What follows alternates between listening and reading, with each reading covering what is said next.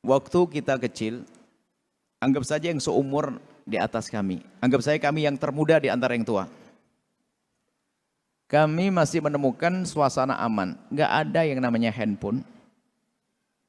Televisi pun nggak ada. Di kampung tuh yang punya hanya Pak Lurah.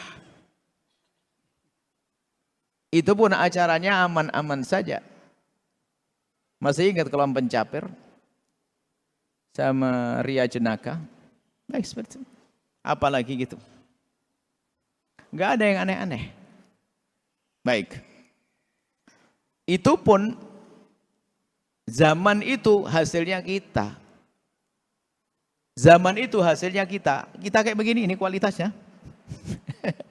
Lah terus zaman kita ini yang macam-macam bisa masuk kocek anak-anak kita. Kira-kira hasilnya apa nanti? Kalau kita tidak serius dalam mendidik anak kita di zaman ini. Nah, membangun kedekatan penting banget kepada anak-anak.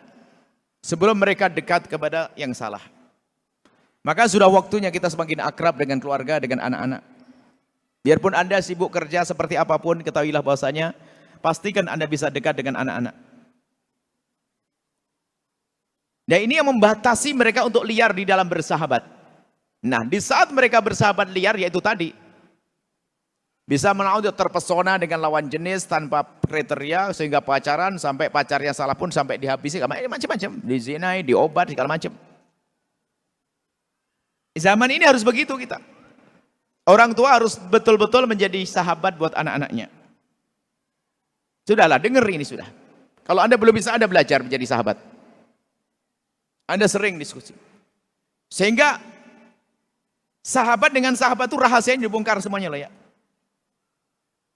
Sahabat dengan sahabat itu semua yang disembunyikan diungkapkan, cerita sering curhat. Kalau seandainya sahabat anak Anda adalah Anda, lihat. Mungkin dia mulai, ini loh pembahasannya di sini. Mulai ada rasa senang dengan lawan jenis akan mengungkapkan kepada Anda. Sekarang itu dengan teman, itu mulai senang saja ngomong, tahu enggak kamu siapa? Itu si yang ganteng itu. Rumahnya mana itu? Yang bener, kamu bisa nyalamin enggak? Mulai macam-macam. Lihat sahabat. Kalau anak Anda menjadi sahabat anak-anak Anda, apa yang ada di rasa di hatinya akan diungkapkan. Dan itu kami temukan di sebagian ibu-ibu. Anaknya sudah mulai senang dengan pasang lawan jenis. Dan ini loh, di sini mulai terarah. Sebab rasa cinta pasti tumbuh. Fitrah mereka untuk cenderung kepada lawan jenis itu pasti ada. Nggak bisa kita pangkas, kamu tidak boleh senang lawan jenis. Masuk lagi senang lawan sejenis juga masalah juga kan? Nggak bisa. Tapi Anda harus pandai menjadi sahabat. Ini himbauan kami adalah bagaimana orang tua punya waktu yang cukup untuk diskusi kepada anak-anaknya. Termasuk di saat anak sudah menjelang akil balik, mulailah Anda berbicara tentang masa depan pasangan. Nggak ada masalah sayang, nanti kalau punya suami diskusi. Jadi ini akan terbuka, nggak akan terperosok kalau dia mulai senang. Nah, di saat sang anak mulai mengadu ada senang dengan lawan jenis, jadilah orang bijak. Jangan langsung bilang, nggak boleh, nggak, masih sekolah. Ibu-ibu dipercaya malah marah-marah. Sayang, buka pintu selebar-lebarnya. Umi tidak akan melarang apapun asalkan memang betul orang itu. Siapa dia? Sayang? Boleh. Ya penting dia begini, dia baik sama ibunya, dia begini. Pasang kriteria yang cukup di otak anak kita. Kalau nggak masuk kriteria tuh jauh sendiri. Aduh, paling Umi nggak senang dia. Sebelum dia jatuh cinta, lah ibunya nggak tahu ngobrol tentang masa depan, tentang kriteria di pasangan di hadapan anaknya. Terlanjur seneng. Kalau senang itu kan buta, nggak pakai kriteria. Ditanya, nak, ya nak, kenapa kok kamu senang dia? Apanya yang bikin kamu senang? Nggak tahu mak. Bingung kan?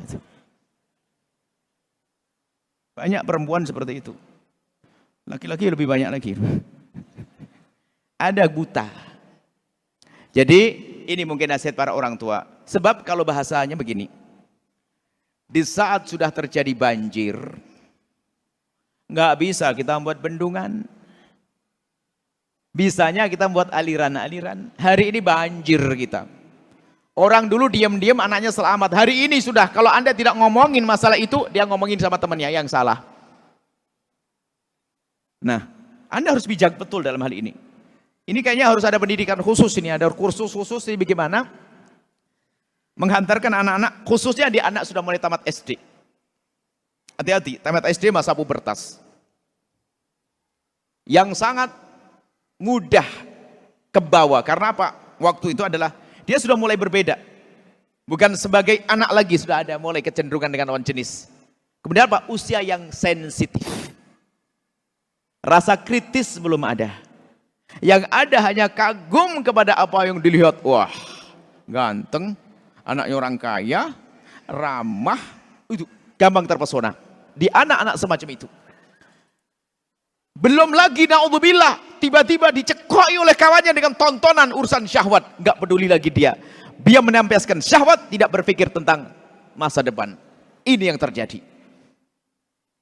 Jadi tolong menjadi kawan, sahabat sang anak sebisa mungkin. Kalau Anda belum bisa mulai belajar saat ini, diajak diskusi, ngobrol, keterbukaan. Dan di saat mereka terbuka, tolong jangan langsung Anda tegur. Kalaupun itu melakukan kesalahan, pelan-pelan menyelesaikan masalah. Kemudian setelah itu, sebab-sebab kerusakan hari ini Anda harus waspada. Mohon maaf, media sosial, handphone dan sebagainya. Hari ini kalau Anda melarang putra-putri Anda nonton televisi, kayaknya sudah nggak mungkin. Main internet nggak mungkin. Lagi-lagi tadi, di saat terjadi banjir bandang, bukan waktunya membuat bendungan, tapi buatlah aliran-aliran air. Maksudnya begini, Anda harus siap menemani putri Anda untuk browsing internet. Sayang, mau kemana untuk internet? Ada jamnya. Mau ke internet? Oke sayang, boleh. Ada jamnya. Ibunya nemeni di sampingnya, sambil baca Quran dan sebagainya. Temani. Ketahuilah, duduknya seorang ibu nemeni anaknya nge-browsing internet itu bisa jauh lebih bagus daripada sholat yang banyak. Karena apa? Ini menjaga akhlak mereka. Dan kalau memberikan handphone pun hendaknya pakai aturan sebelum terlanjur. Dari kecil mulai pengen handphone. Sayang pengen handphone, oke. Saya belajar dari orang kafir, seorang non-muslim perempuan mencatat. Begitu bahayanya handphone. Maka jika engkau ingin berikan handphone kepada anakmu, paling tidak harus punya 10 syarat berikut ini. 1. Handphone ini adalah milikku, anakku sayang, bukan milikmu. 1. Ini aku pinjami saja. 1. Yang kedua, handphone ini tidak boleh pakai PIN. Yang ketiga, sampai di rumah handphone bebas, siapa saja boleh buka. Yang keempat, ada catatan. Ajib, ini orang Islam kadang latah banget ini, nggak pernah mikir-mikir. Orang kafir mikir begitu. Sehingga sang orang tua nyantai sampai di rumah, handphone anaknya sama. Ibunya sahabatnya buka gampang. Baik, terlalu panjang jawabannya insya Allah. Karena memang problem ini, soalnya itu topik khusus insya Allah nanti dibahas gimana sih kita nangani solusi anak-anak kita permasalahan. Hari ini bahaya banget. Baik, seperti tadi, handphone. Kalau melarang, kalau anak kita di luar susah, alasannya sekarang untuk apa? Sekolah apa istilahnya sekolah pakai itu? Daring segala macam, pakai ini apa itu, macam-macam. Mau alasan nggak boleh. Alasannya, kalau bodoh jangan salin rumah, gitu itu. Baik, jadi kita harus pandai-pandai urusan itu, harus ada tata cara penggunaan handphone, alat elektronik dan sebagainya. Maka jadi orang tua jangan malas, nemeni saja nggak mau katanya. Nemeni browsing internet, temeni supaya tidak kemana-mana. Ibadah itu. Ibadah itu, baik, itu diantaranya. Kemudian setelah itu, pemahaman tentang masalah pacaran itu sebenarnya bisa dipangkas dengan keterbukaan seorang tua, masalah yang halal pernikahan. Gini sayangku, ini jawaban terakhir ini. Sayang, harapan Abi sama Umi, ayah sama ibu, ayah bunda, kamu sukses dengan. Ke depan pokoknya gini, kapan kamu pengen menikah sayang? Kalau nikah, Abah Umi akan buka pintu lebar selebar-lebarnya. Gitu loh. Tapi kalau sudah melanggar pacaran dan sebagainya, aduh murka. Karena apa? Takut kepleset sayang ya. Tetap. Itu sebelum dia pacaran. Lihat, dia mau pacaran, ngapain saya pacaran? Mending saya nikah, wong ibu saya ngizini kok. Biarpun kalau kita kasih ajak jembar, belum tentu masuk pernikahan. Wong nikah tuh gak gampang kok. Cuman kadang orang tua tuh gak ngasih gambaran solusi. Pokoknya kalau kamu nikah kapan saja saya izin karena oke. Di saat dia minta nikah betul, oke nak, nikah nggak bisa larang, nggak api larang, nggak apa. Cuman kamu harus punya persiapan. Calonmu mana, sayang? Ayo harus ya bener. Kemudian sekolahmu gimana? Gini. Kadang-kadang di situ ada diskusi karena terbuka orang tuanya. dia mundur halus sebelum waktunya. Karena merasa ini belum waktunya. Itu. Kadang orang tua masalah, nggak boleh pokoknya, selesaikan kuliahnya dulu. Ngapaan nikah? Enggak. Akhirnya naudzubillah bukan saja pacaran, dia berzina. Akhirnya betul dapat gelar sarjana ekonomi plus pezina. Ibunya yang ikut dosa. Membiarkan anaknya. Makanya juga jangan persulit urusan pernikahan. Itu saja insya Allah. Semoga Allah menjaga anak-anak kita semuanya. Di hari yang repot ini. Di hari yang betul